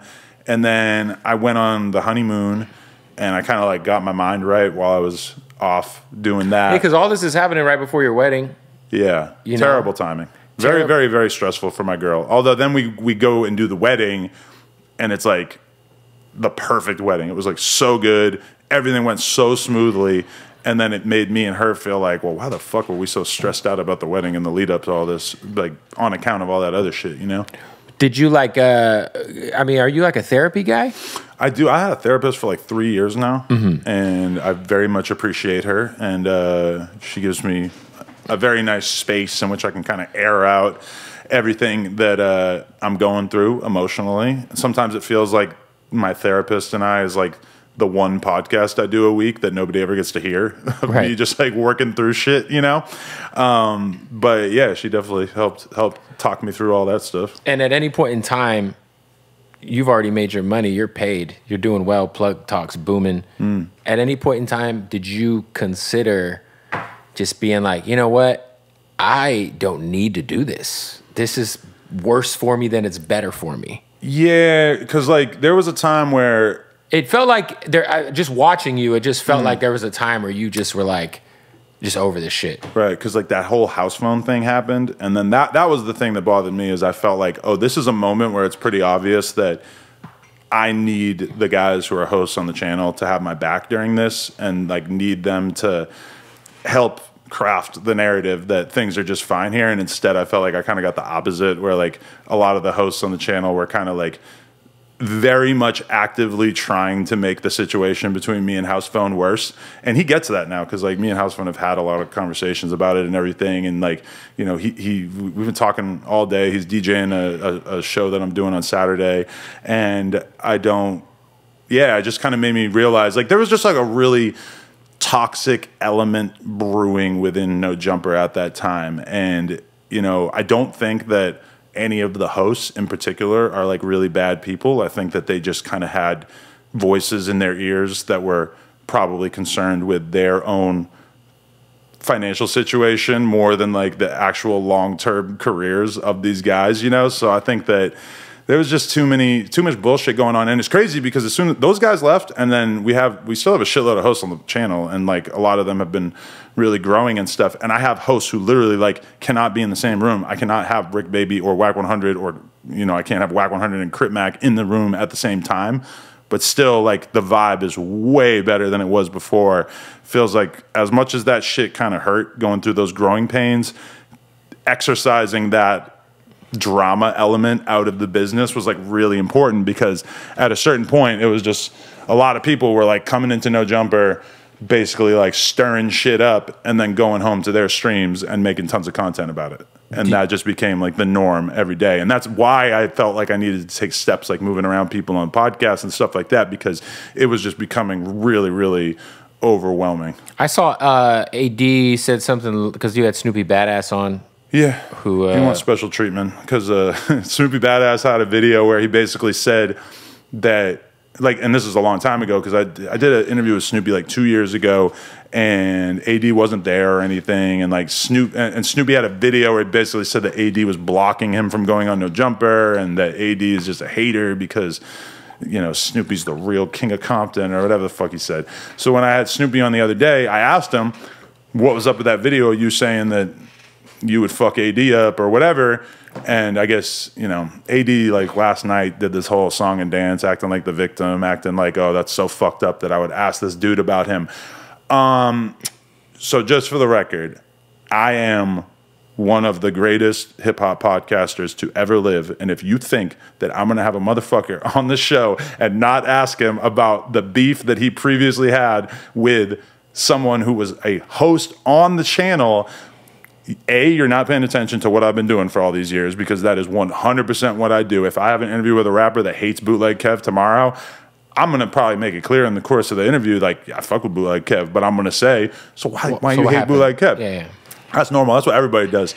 AD, like, I don't know why he like thinks he needs like special treatment, but I think the reality is that he probably isn't even actually bothered by what I said in the interview with Snoopy Badass. He just does like 4 streams a week, and he needs topics and he needs stuff to talk about. And so that probably seemed like something that would be good clickbait. Right. And that's not like, people just, you see people become this weird version of themselves, and they start faking fights, and they start faking beefs, and they start, you know, creating beefs out of nothing or whatever. And it's like, I don't know. Like, I saw like a 2-minute clip of his stream in the Reddit, and I just didn't even think about responding. It just seems so I was going to say, stupid. I think he said that you guys were like cordial. We've had some text conversations since then and everything. But like, okay, why do we have a text conversation when I was in Florence about to get married? Is because his cousin came on one of the No Jumper panels, and then AD did a whole stream talking about, you know, if I'm not fucking with Adam, then or if you're my cousin, you shouldn't go on No Jumper or whatever. And I hit him up. I sent him like, you know, a couple of texts just being like, bro, I didn't know you had a problem with this fucking guy. Like, what do you, like, but again, it's like, he needed some clickbait. He needed something to talk about that week. So you see how AD, even being who he is, he just is, I don't know, it's like weird. Like, oh, you could have just texted me and said, like, why'd you interview my cousin? Instead, you do a 3-hour live stream about it. And, you know, but that's why I kind of feel bad for these guys, because it's like they feel like they have to talk about me to get views and to get people to pay attention, because that's all of their most viral content has just been talking about me. Well, I think Lush said that. I think Lush is like, this is what y'all want, so I'm going to keep doing it. Lush did a whole video swearing that he wasn't going to talk about me anymore and thanking me for the positive impact out on his career and everything. And then he interviews somebody else that I don't fuck with, and he said, like, hey, I really tried to stop talking about No Jumper. But this is what y'all want. But you guys don't watch my shit unless I talk about No Jumper, so I'm talking about No Jumper. Now, the difference between Lush talking about No Jumper and not talking about No Jumper is he'll get like 1,000 views on an average stream, and then he'll talk about No Jumper and he'll get like 10,000. Okay, so yes, that is a 10x multiplier, but still, you're a grown-ass man getting 10,000 views on your live stream. Have you guys chatted at all? I mean, he tries to hit me up and stuff, and it's like, bro, I just don't fuck with you. Because I had him on, and he went off on me on some fucking podcast, and then I ended up bringing him on, and we're cool. Because I think I called him some shit when you and I did, because I never was like a fan of him on the channel, but when I met him, I was like, oh, he seems like a really genuinely like nice dude. And with him, it's like, it just reminds me, like, do not operate your business like a fucking charity project, because he was somebody that was just so obviously fucked. And like, I put him on the channel because it was like, I thought that was kind of like an interesting narrative. Like, look at this guy. He's an ex-junkie. He's fucking addicted to banging prostitutes on Fig. He's just got like clearly got a few screws loose. He's chasing this battle rap dream. But then, you know, like, we brought him on the channel, and it's just like everybody on the channel was just viciously clowning him all the time. And I was the one telling people, I was the one sitting down with Almighty Suspect and saying, like, Suspect, you got to go easy on Lush. You can't just like be this mean to him. Because like, I remember there was like a freestyle thing where Lush rapped, and Suspect was laughing so hard, like falling out of his chair, and it was so funny. And I'm over here, I'm the one looking out for Lush, saying, Suspect, you can't treat him like that. Like, Suspect, you got to be nicer to him, whatever. T-rell was fucking shitting on him left and right. He fucking hated him, and I'm kind of trying to, like, you know, navigate that. And you know, like, why was I going out of my way to help this guy? I never did one bad thing to this guy. And then, of course, all of his streams are about me, because I'm the only successful person that he's ever been around in his entire life. I'm the only famous person that he's ever been associated with. So he has to talk about me, or else nothing's ever going to move. My challenge to all of those guys, and I've said this before, is get 1 million views. Have an opinion. Have a thought. Are you talking about on a specific video? Make a video that gets 1 million views. Have a thought. Have an opinion. Do something. The stipulations are, you can't get 1 million views talking about me. That's not going to do it. There's not 1 million people who care that much about any of these ex-hosts talking about me. Or, you know, get an interview. Talk to somebody who's like really interesting and get 1 million views. That's my challenge to every single one of them. Well, I think you will have proven to me that you successfully left the nest when you get 1 million views. Because I could tell you that last month, I got 50 million views on my YouTube channel. And this is like, people talk about a sinking ship. All of these channels combined are maybe 10% of the views that I get in a month, and I'm a sinking ship. This is what these people actually want you to believe. It's a bullshit narrative. They were never mistreated while they were on the channel. I was always transparent about pay. I was always like very, you know, open to having discussions about what the future of the channel was going to be. So that is the one thing that really bothers me, is just this bullshit victim narrative that was painted on the way out. But I don't think that people are falling for it anymore. You know, the channel's doing way, way better. We're crushing it right now. And I have tons more great ideas. And at the end of the day, you need money to go to war. And I got a lot of it. And I can't speak. I mean, for I don't think else. they want to. I mean, I would hate to see like a war. I mean, obviously, but not war. To me, it's like there's a scoreboard. Right. And I'm way up, even though people tried to paint me as if I was way down. Yeah, I mean, we're way up. But I do think it's important to acknowledge, like, community and back on Fig are successful. They're not maybe no jumper successful, but thank you. I think you have a head start. You know, true. You've been, and I'm a GOAT. I mean, look, of course, you have some of the most iconic interviews of all time. Listen, I think you got to look at it as like through the scope of like these guys just started these channels, so it's like, you know. But they need to get 1 million views. You know, have you watched Fig Community World? No. No, you never. Well, I've seen some clips here. Yeah. And there, Yeah, I just think that like they're building something that they're, you know, and I just wish that there was less like I didn't like the way the whole split happened. You know what I'm saying? Yeah, it was bullshit. But I think that, you know, both things can be true. They're successful, maybe not as successful as you, but again, you have a head start. But they're doing, I mean, I'm sure they're making much more money for their families, for themselves. Then would you acknowledge that? That they're probably making more money now than they were making with no jumper? Hell no. You don't think so? No. Okay, so I'm not in the business. So I just know that they have sponsors. They got their own sponsor money coming in. Like, I don't know. I just feel like they're probably, and they might be okay even if they're making 75% of what they were making with you. Oh, hell no. You don't think so? No. I mean, listen, a lot of people talk to me. A lot of people tell me things. I basically know like almost exactly how much money they make. And I feel bad that they had bad management that led them in the direction of walking away from, money that was very, very meaningful for an opportunity that realistically has not panned out yet. And do you think there would ever be an opportunity for you guys to do a reunion show or go on each other's platforms in the future? Is that out of the realm of possibility?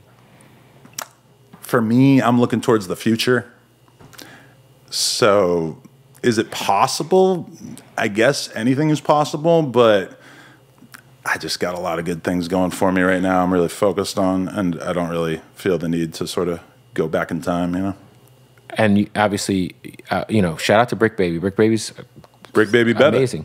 Why be better and Brick Baby better? Be better.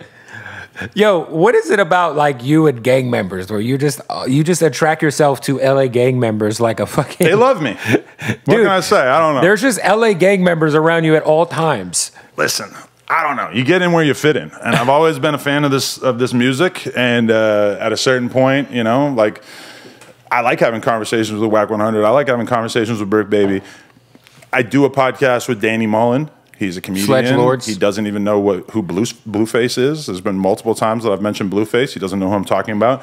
I like doing that kind of content, but ultimately, like, the only people who are going to really know a lot about the music that I'm into are pretty much gang members or people who are equally as fascinated by that kind of stuff as me. So, yeah, I don't know. This is kind of where I've ended up. Yeah, because I'm thinking, let's see, your two main co-hosts now are Whack and Brick Baby, right? Enemies. Can't be around each other. I got to make it. I got to work through this in time. Yeah, and I mean, even back in the day, it was like you had T-Rell and you had Crip Mac. Yeah. So it was like they couldn't be in the same place at the same time. Is that a conversation you've tried to, mend a little, or is it even with Crip Mac and T-Rell? No, with Whack and with Whack and Brick Baby. I think actually when I first started the Whack podcast, there was a chance that they were going to be able to be cool, and then it got way worse after that.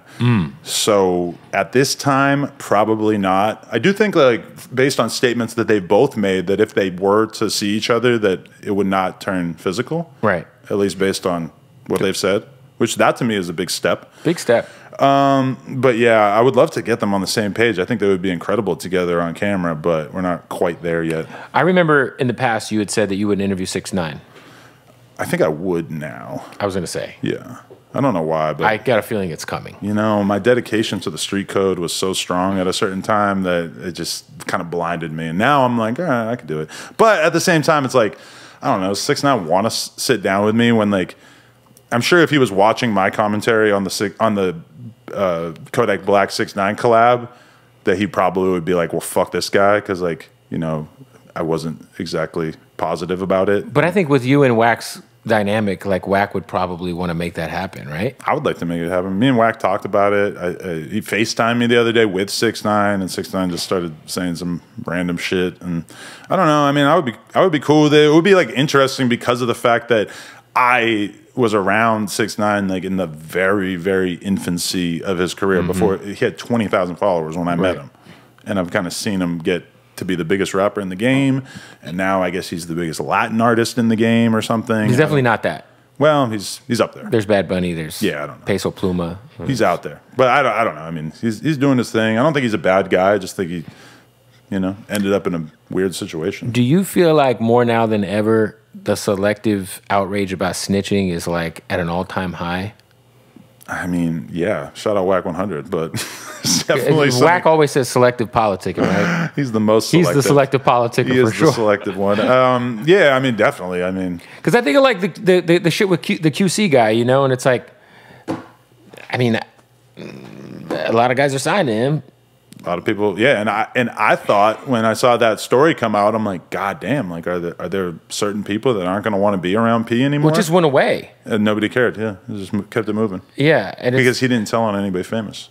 If you snitch on Young Thug, you're in trouble. If you snitch on if people already kind of hate you, like 6ix9ine He told on all these real People gang hated him, members, and but people hated him. People were dying to find something. No, to take everybody him down. wanted to tear him down. It's almost like people wanted to tear you down, and they got that Exactly. little slither, Bingo.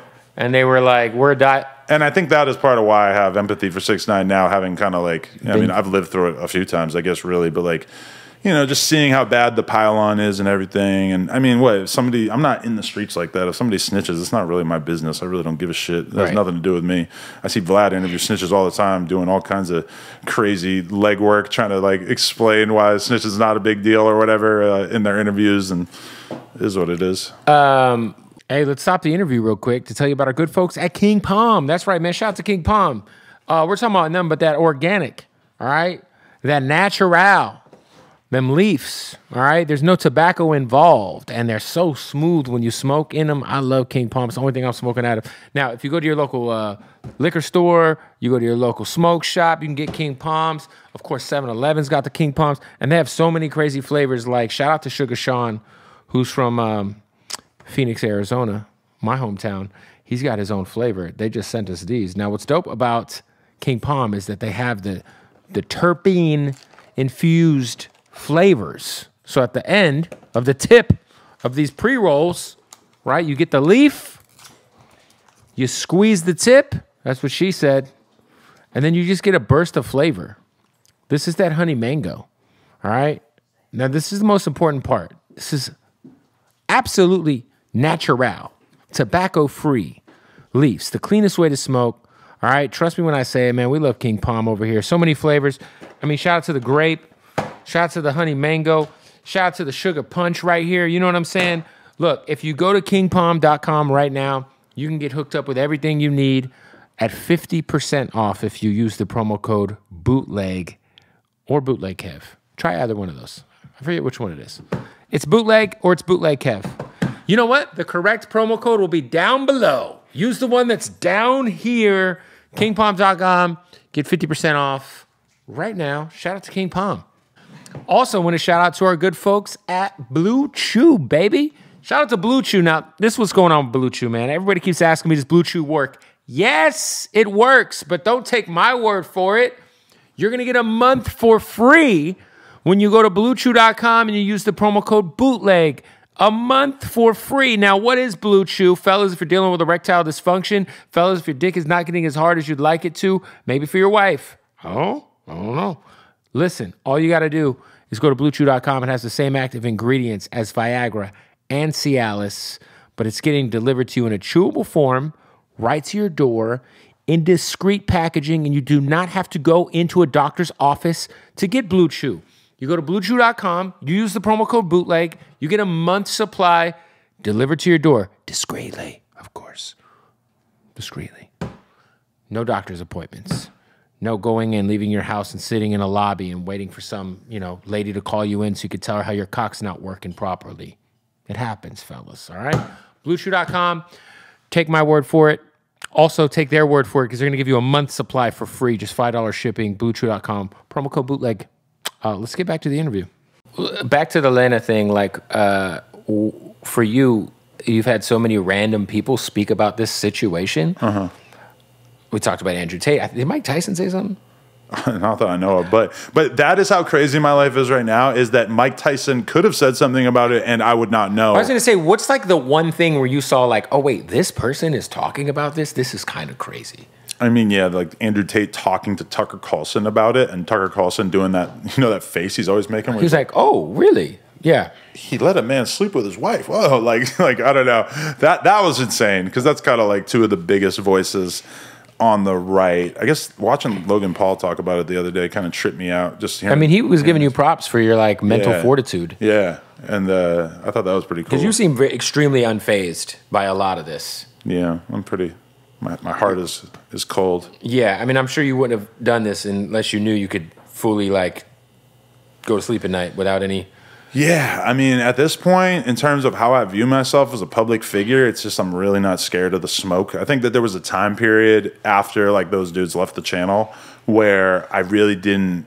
I just didn't want to beef. I didn't want to fight. I didn't want to I was just really turned off to like all the drama and stuff. And then having gone through the great cucking of 2023 and the resulting media storm, like even just the shit that I just said about those dudes. I mean, I'm holding back like crazy. There's so much stuff I could say, but why not? Like, what am I scared of? That they're going to do another fucking stream talking about me for the 1800th time? Like, I really don't give a shit. And anybody could say anything they want about me, and I'm not really tripping about it. You know, Academics probably did like 10 hours of live streaming about the Lena thing. Did you watch his live commentary? I never saw any of it. He actually, what's weird with him is that he said, he texted me, he's like, just so you know, I'm not going to talk about the Lena thing. This is like right when it first came out. And I'm like, you could talk about it. Like, go crazy, bro. I don't fucking care. He's like, well, it's your baby mama, yada, yada. Like, I feel like I'll be respectful and not talk about it. And I'm like, you don't have to worry. Like, you could talk about it. It's all good. Hey, shout out to him, though, for doing that. But then his commentary, like, I didn't see it, but like I just kept hearing like reviews of it from people. And some of it seemed kind of crazy. The one thing I got mad about is I'm like, don't put my kid in the thumbnail. Which to me seems obvious, but that's super obvious. Keep the kid out of it. His fucking Twitch mods or whoever, I guess they were the ones who did it. So yeah, I'm sure he's not on Photoshop making the thumbnail. Which makes sense, yeah. Yeah. You mentioned that your wife had a number and it hit 50x. Yeah. Can you give us any sort of idea? No. Because we always hear, well, how much does the number have to be for it to be worth a hypothetical situation for somebody to fuck my wife or you know, another person's girlfriend? Yeah. Is it like north of 10 million? I shall not comment. I can't. Like, I would love to just fully just hit you with the number. My girl is very standoffish about talking about finances and shit. Like, she just doesn't really want to put a dollar amount. And does this fall under the LLC that you're a part of? The money that comes in for this? Like, do you get your cut of that? Because it is your wife. Not specifically. Or is it her money? No, yeah. I thought about that at a certain point, but I was like, you know what? Like, we've participated in so many different deals together or whatever. Like, her whole thing is OnlyFans from her account and then the Plug Talk account. So I let her have her side of things. But I can say, like, even just for myself, that I had the biggest month ever on Snapchat, I believe. Like that any channel has ever had, at least like the guy that handles our Snapchat. Like you plugged me with him. Shout out to Dean. Shout out Dean. He basically told me that I made the most money of anybody he had ever seen on Snapchat from that, just from talking about it. Plug Talk literally doubled. It was already a great business. It doubled, which that was also kind of insane for me to see. And so I can't say that, I could say that like even just me talking about it and the things that came from the media storm has been insane from my perspective. From her perspective, it's even more insane. It's the best-selling OnlyFans scene of all time. Because she was selling it like you had to pay $5 for her OnlyFans, and then you have to pay $20 through the DMs in order to purchase it. Wow. Do you know what her subscriber count is?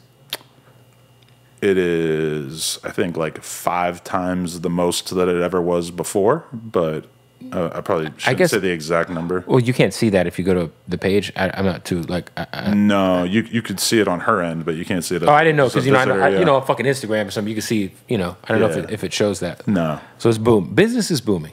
Business is booming. I want to get real quick before we wrap. I think that like one thing that you said when all this shit was like going left was like if you take YouTube revenue out of your business model, just like on some content creator shit, like kind of give me like a little peek into what the business of No Jumper is and like how you're able to monetize on so many levels. You mentioned the Snapchat show. Snapchat, Facebook, Patreon, the monetization of the audio on any app where you listen to just the audio and it inserts ads into it, brand deals, merchandise, obviously Plug Talk is its own fucking world.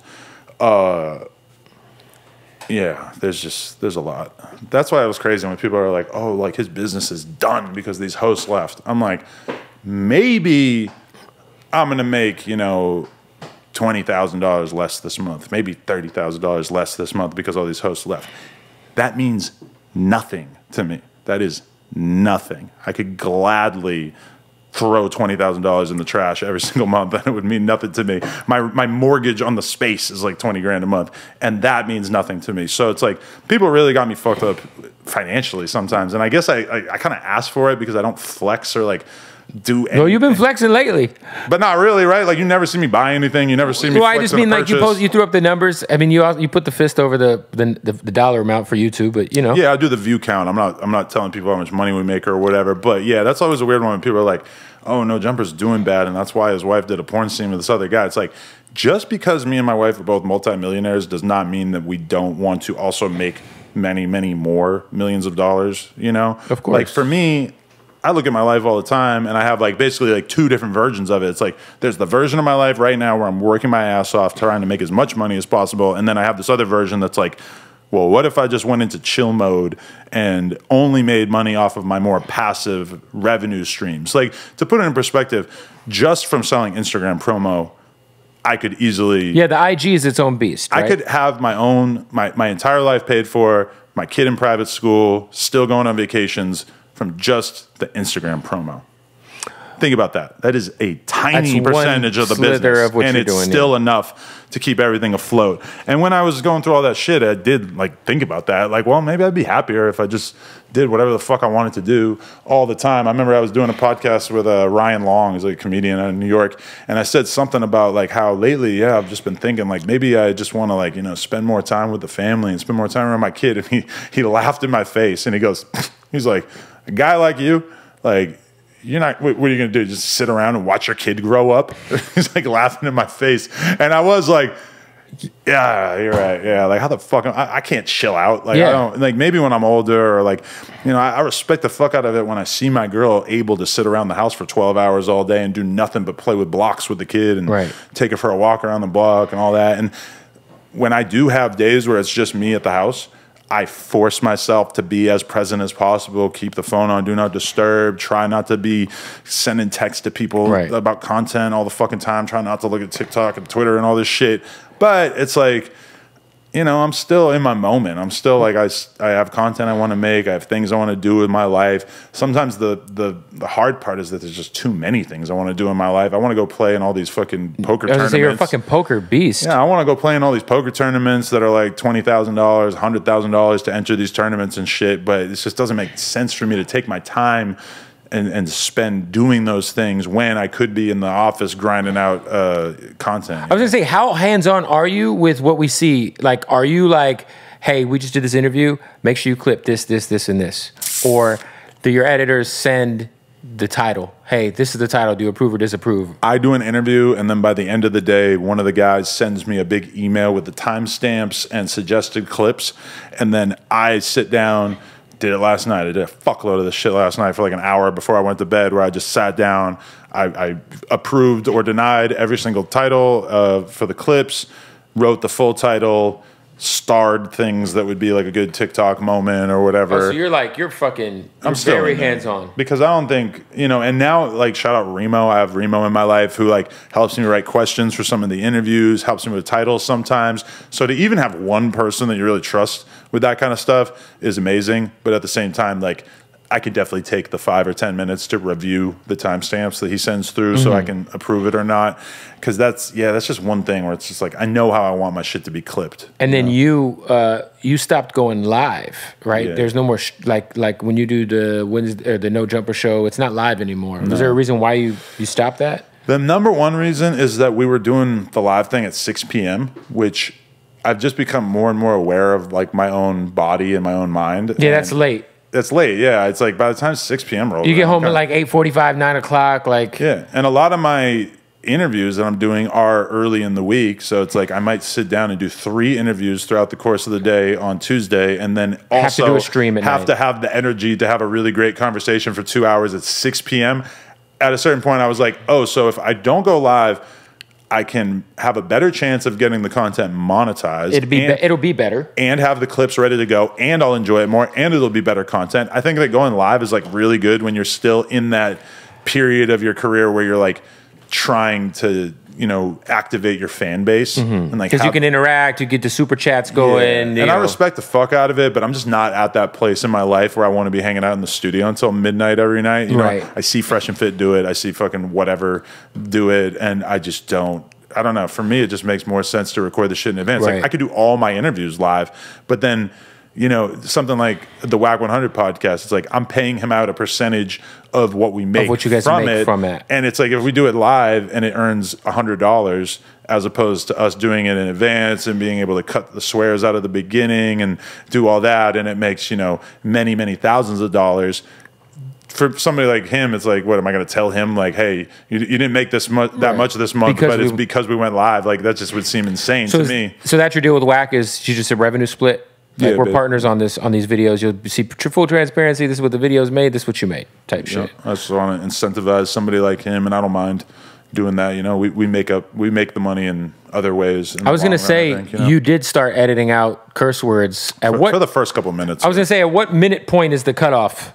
Because I've started out, my guys do like the first 5 minutes just to be safe.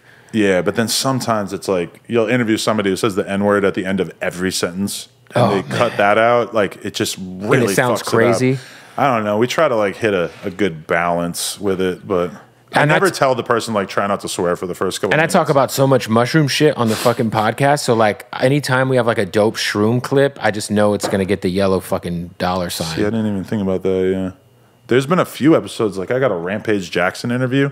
It was so good, and I just was never able to get it to turn green for like 3 weeks. Because how many? Because will you do the same thing we do, where we'll put up a version and then it hits yellow? Fuck! What re-upload? Let's redo this over and over and over. Yeah, but that Rampage one, I don't know what it was. I think he said tranny or like retard. I think you can bleep those if you want. I think he was saying those words, one of those words, a few times. Never able to get it monetized, and it's kind of like not that big a deal. Like you're talking about a couple $1,000, but it's like, you know, it's like, well, that's my money that I was supposed to make for that day when I went in and sat down for a couple hours. I remember my house flooded the night before the Rampage Jackson interview, and that really stood out to me extra. Like I felt like I deserved to get paid for it because I had been bucketing water. Yeah, I had been bucketing water out of my fucking living room earlier in the day. That really seemed like I deserved to get paid for what I did the next day. But you know, whatever. Yeah, nah, it's definitely a struggle. YouTube, I feel like you guys aren't on Rumble yet, huh? We made an account because we had a YouTube strike, so we couldn't upload for a week, and so we did make a Rumble account, but we haven't really stayed up on it, as far as I know. Yeah, no, I was like, I wonder if Rumble's gonna really take, because they've been spending so much fucking money between the Kick and the Rumble. It's like I try to be audience first, you know. Yeah, I mean, and that's where YouTube is, where the audience exactly, and it's like, you know, maybe if somebody said, "Hey, we're gonna give you an extra $200,000 a month to just stream your shit on Rumble," like, well, okay, that does sound kind of appealing, but like, especially in the position that I'm kind of in, where a bunch of the hosts just left, it's like you want to make the experience as easy as possible on your fans, and I don't know, it's like I've gotten those offers before of like caffeine and all this shit, and it's like, you really think that I'm just like gonna just completely fuck over my fans just to get a little extra money? It's like I can make money in other ways. Like I would rather just go live on the platform that built us in the first place, you know? I feel like you're overdue for a Rogan interview. Has that ever almost happened? So the Rogan narrative is that one day Rogan was in the airport, which is kind of interesting. This is like 2018 maybe. He's in the airport, which I would assume he mostly flies private. He doesn't seem like the kind of guy who should be just hopping on a plane, right? Yeah, He's like, I mean, he also seems like kind of like a normal dude. Yeah, but also it's just like, damn, Joe Rogan, imagine how fucking annoying it is to be in the airport. Oh my God. It's gotta be rough. It's gotta be dude horrible. Just trying to jerk you off. Pause. Dude, insane. I've heard about him like trying to go work out in the hotel lobby, or not in the lobby, but in the hotel gym. Dudes are just watching him, and they have to like shut the gym down because it's like every person in there is a potential Joe Rogan fan, especially at the gym. But so he's in the airport, and some fan of mine, who I can't even remember who it was, because I know it's somebody that I actually know in real life. He goes up to him, and he's on acid, and he says to Joe Rogan, he says, "Joe, I'm on acid, but you need to do a podcast with Adam22. He's the shit, yada, yada, yada," and just starts telling him about me. And then I wake up the next morning, and first thing I see is a text from this dude telling me about how he was on acid and he told Joe Rogan about me at the airport. And I'm just looking at my text like, what the fuck? And then I look at Twitter, boom, Joe Rogan follow.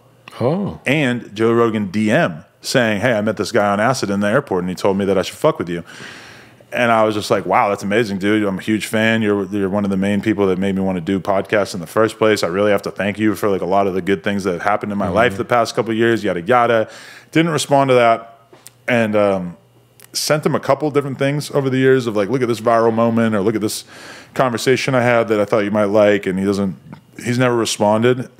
Somebody was talking about Plug Talk on his. No, Bert Kreischer was talking about. They talked about it a couple times on there. Yeah. Couple. Well, I only know of one, but they talked about it on. They did the Protect Your Park shit with the like. I watch a lot of Joe Rogan. So see, I watch a fair amount of it. No, too, yeah, but you've been brought up on there a couple times. Bert I had no idea. But yeah, I have no idea how you actually get on Joe Rogan. I would gladly. I think it's kind of his thing. I'm not sure he has like a fucking.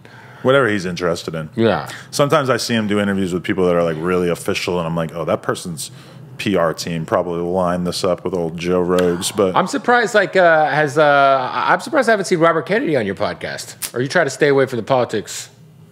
I think he's a capper. You think so? I listened to a whole interview with him, found him kind of impressive, and then I listened to another podcast that sort of broke down all of his lies. I think he has a very strained relationship with the truth.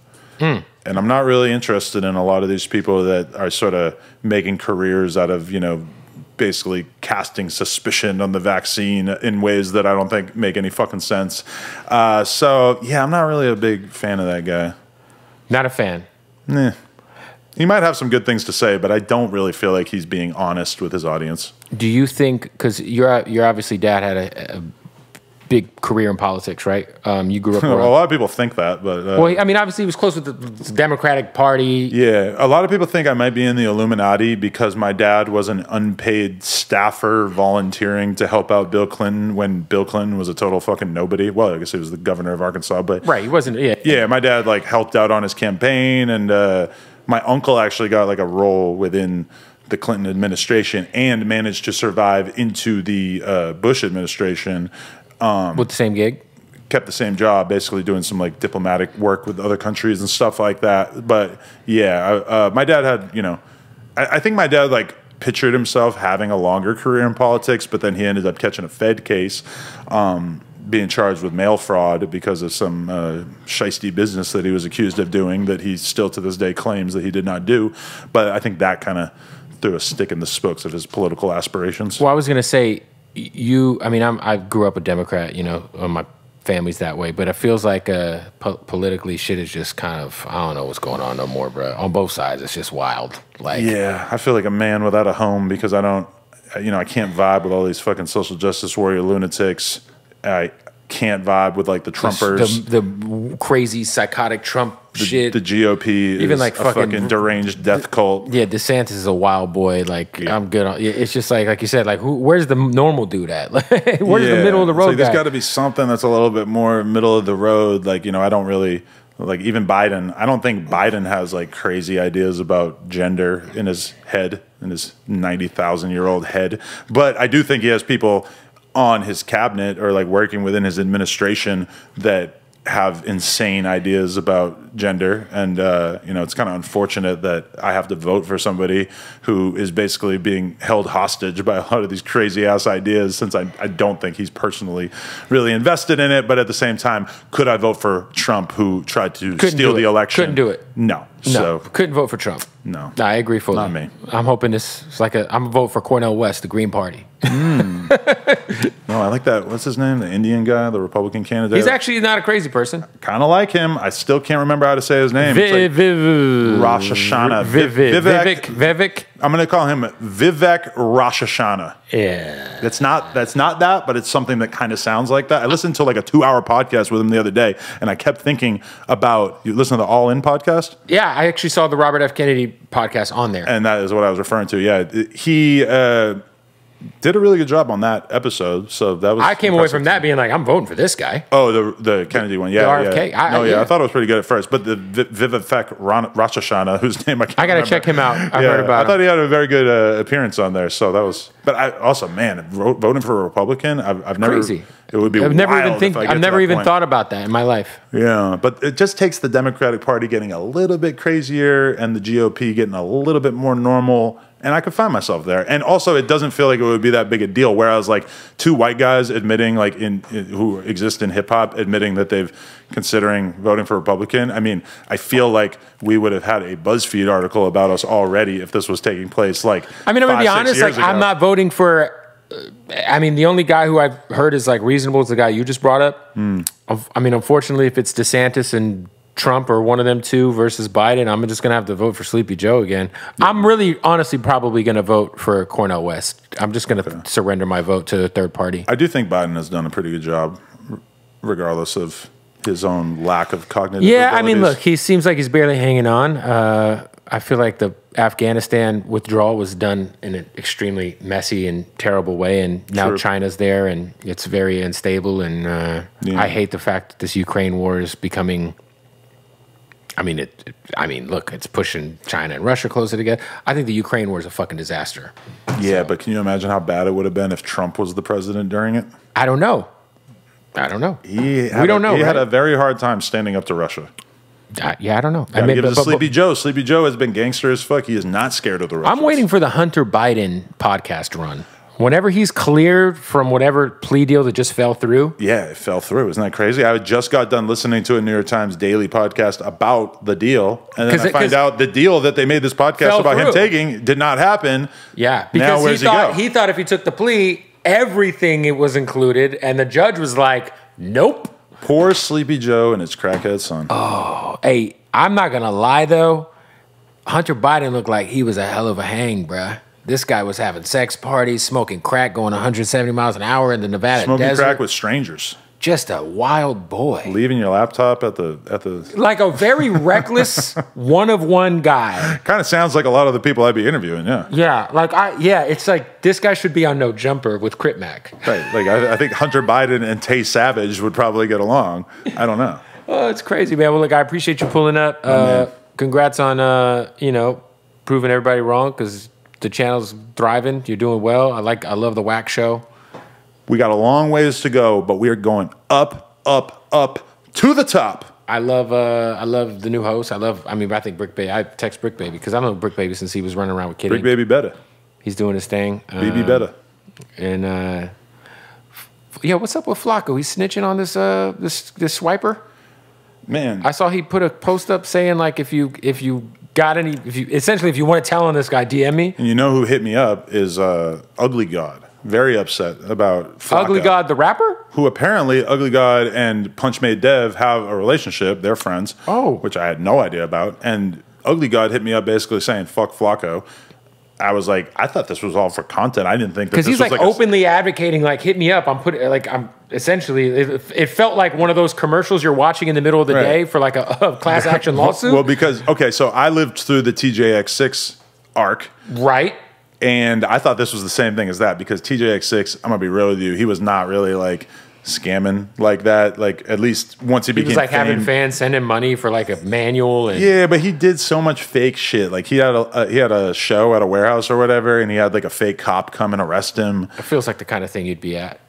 I wasn't there, but I saw the video. I wish like the kind of thing you would have been at. Though. No, yeah, and that was like one of the best interviews ever. Like, and I remember as soon as I got done the interview. Because he said a lot of stuff that, like, it didn't feel like trolling, but it's like, it was so absurd that I knew he had to kind of be trolling. Like, he goes, I'm like, when are you going to stop scamming? He goes, I'm never going to stop. I'm like, I'm going to do this shit for life. And I'm just thinking in my head, I'm like, okay, this isn't real. Like, this is just a dude, like, saying shit to go viral. Yeah. And then as soon as we get done the interview, he goes over to his manager and he's just like, that shit go crazy. Like, this shit gonna be OD. And I'm just realizing in my head, like, I just got played. But I don't even care because it was great content. So, like, I assume when I see, like, Punch Made Dev, his video got taken down by the feds and they're investigating him, I just assume that it's probably cap. It's probably marketing, right? Right. But maybe it's not. Maybe he's the real deal. I don't know. So, for you, like, do you pull Flacco or call him like, hey, what's going on, bro? Are you, like, snitching on this guy? Because obviously he's under your roof. Actually, Punch Made Dev tapped in with me again about doing the interview. Like, we had already talked about it, and then we talked about it, and then, like, he stopped responding for a couple of days, right. And then Flacco went on this campaign against him, and then he tapped in with me again, like, about doing it. So perhaps Flacco being an asshole or, you know, a good citizen, depending on how you want to look at it, perhaps that is what's going to actually make the interview happen. I don't know. So that interview would you have Flacco sit in on the interview? That'd probably be dangerous. Potentially. Probably have to have security in the room.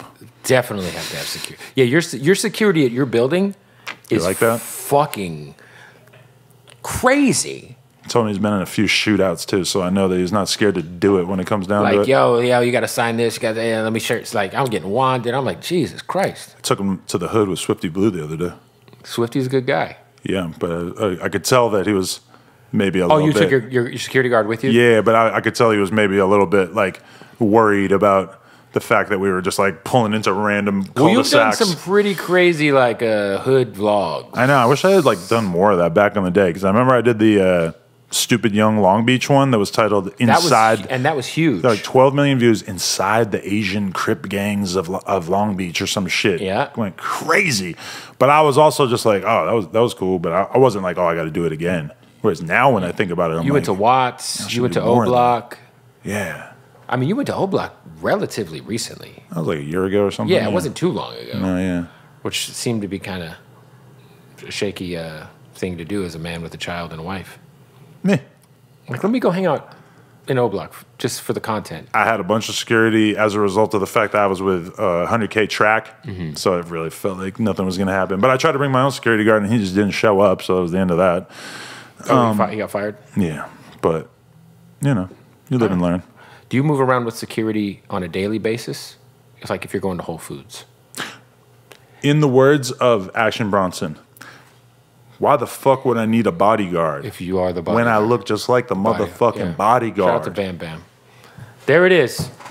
Adam22, ladies and gentlemen. Go support his wife's endeavors on her OnlyFans. Thank you. That means a lot. Go subscribe to Plug Talk. Onlyplugtalk.com. And then, you know, obviously go watch No Jumper, man. Appreciate that. And did we talk? You might have some new shit coming soon. Oh, we announced that today. The store? Oh, that? But then, okay, the thing we announced today is we're doing a Plug Talk live stream. OnlyFans. 2 live streams. Yeah. OnlyFans in one room, YouTube podcast in the other room. Yeah. So how many dudes are going to be a part of the stream? We have me, and then we have like 3 or 4 other guys. That are I'm porn gonna dudes? advocate for them not busting nuts too early in it so that we can like preserve their dicks. Any civilians or straight porn guys? Just porn guys for now. Yeah. We're still like kind of like, okay, like how long is this gonna last? What's it gonna be like? Like, will a girl with nut on her face from the OnlyFans stream come over and sit on the YouTube stream, possibly with DNA?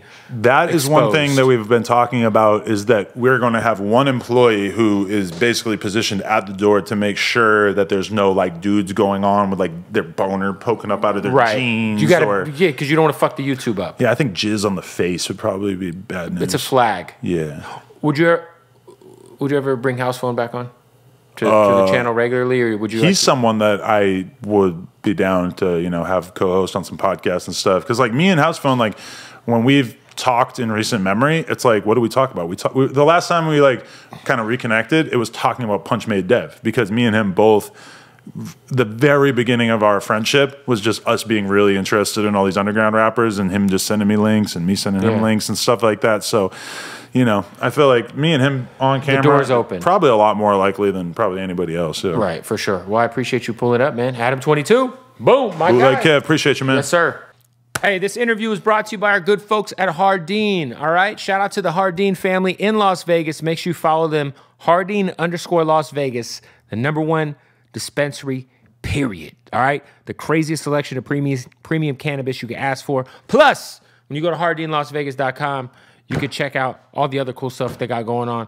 You know, they got a whole weed university happening in Vegas. Hardin is where it's at, all right? So if you're in Las Vegas, you get into that taxi cab, you say, take me to Hardin, and when you get there, you tell the wonderful bud tenders that I sent you, and they're going to take care of you. Hardin_Las Vegas, go follow them.